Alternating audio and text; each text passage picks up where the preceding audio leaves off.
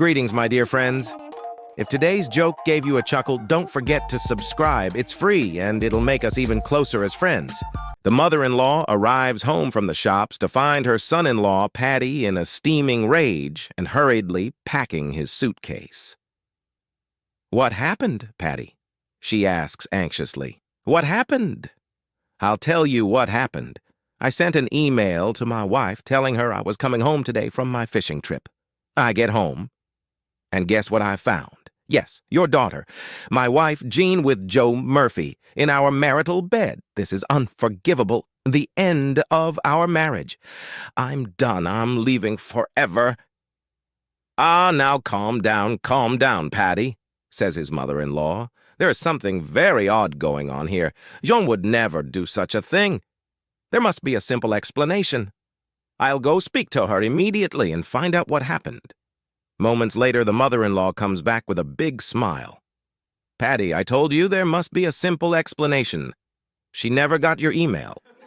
A cab driver picked up a nun.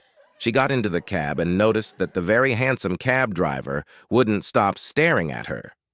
She asked him why he was staring. He replied, "I have a question to ask, but I don't want to offend you." She answered, "My son, you cannot offend me.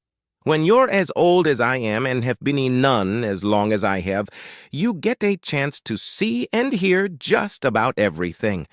I'm sure that there's nothing you could say or ask that I would find offensive. Well, I've always had a fantasy to have a nun kiss me. Well, let's see what we can do about that. No. 1, you have to be single and number. 2, you must be Catholic," she responded.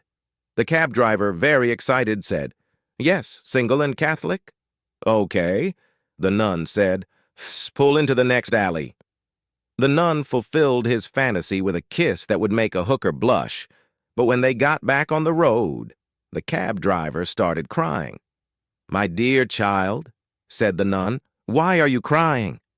"Forgive me, but I've sinned. I lied. And I must confess, I was married and Jewish." The nun said, "That's okay. My name is Kevin, and I am going to a costume party."